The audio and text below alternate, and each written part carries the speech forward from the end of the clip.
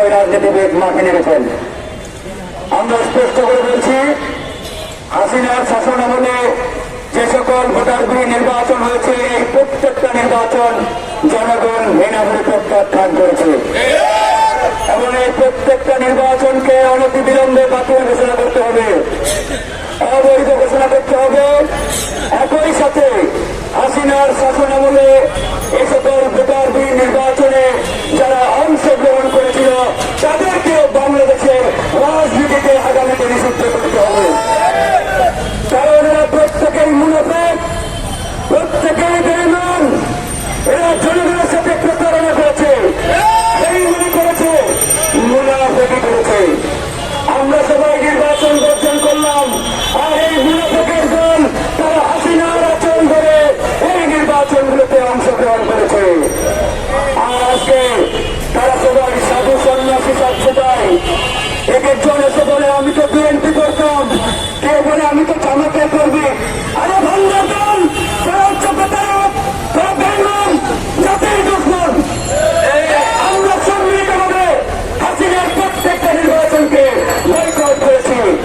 আর তোমরা হাসিনার টাকাতে তার আচরণ নিয়ে গিয়ে এই অবৈধ নির্বাচনগুলোতে অংশগ্রহণ করেছে।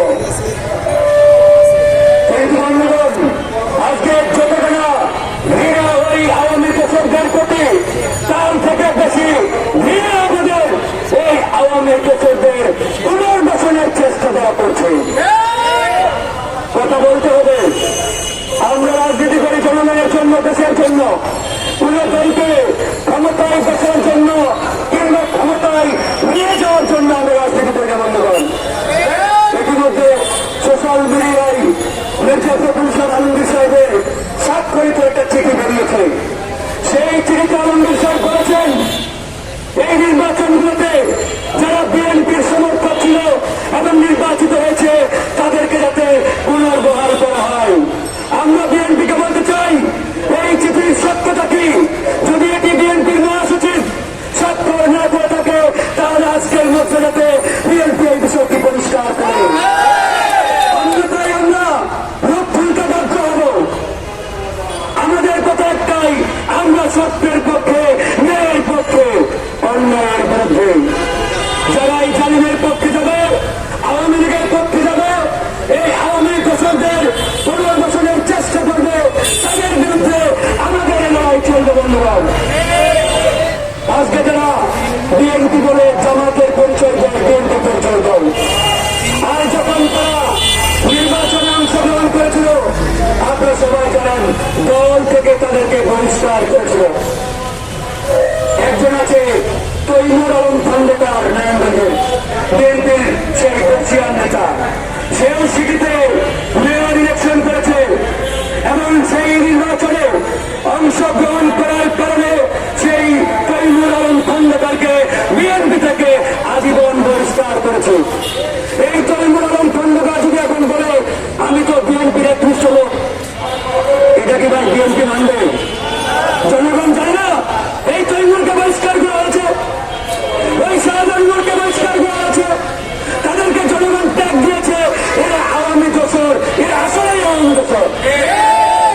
ঠিক একইভাবে যে সকল কাউন্সিলর এবং যে সকল মেয়র আজকে এই বিএনপি জামাতের পরিচয় দিয়ে পুনর্বহালের দাবি তুলেছে, এরাও প্রত্যেকে আওয়ামী লীগের দোসর, হাসিনার দোসর। এড়িয়ে বিন্দু পরিমাণ সন্দেহের কথা আসেন। তাই আমরা বলতে চাই, আওয়ামী দোসরদের পুনর্বাসনের চিন্তা ভুলে যান, এই চিন্তা কেউ করবেন না। আওয়ামী লীগের কারিগরি তাকে পেয়ে তাদের সমাবেশে বক্তব্য রাখবেন, তাদেরকে পুনর্বহালের চিন্তা করবেন, তারা পিঠের চামড়া ঠিক রাখবো না। আমরা একবারে পিঠের চামড়া তুলে দেব।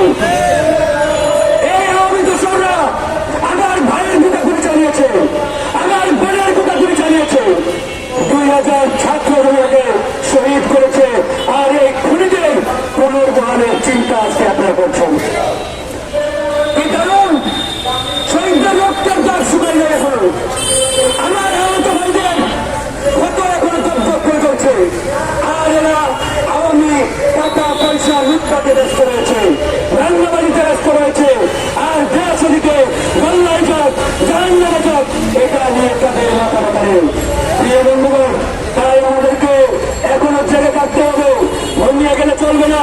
বিপ্লব শেষ হয় নাই, লড়াই শেষ হয় নাই। এই বাংলার মাটি থেকে প্রত্যেকটি আওয়ামী দোষরকে উৎখাত না করা পর্যন্ত আমাদের এই লড়াই চলমান রাখতে হবে, এই সংগ্রাম চলমান রাখতে হবে। বিগত দুটা বড় দলের প্রোগ্রাম হয়েছে, একটি ঢাকার ইঞ্জিনিয়ার্স ইনস্টিটিউশনে আর একটি প্রেস ক্লাবে হরমে। এই দুই প্রোগ্রামে যে সকল রাজনৈতিক নেতা উপস্থিত হয়ে বক্তব্য রেখেছেন, ওই আওয়ামী মেয়রদের পুনর্বহালের কথা বলেছেন, এদের প্রত্যেককে জনগণের সামনে আমরা জবাবদিহি করতে চাই এবং জবাবদিহি করতে বাধ্য করব। প্রথম প্রোগ্রামে প্রধান অতিথি ছিলেন তথাকথিত এক নেতা।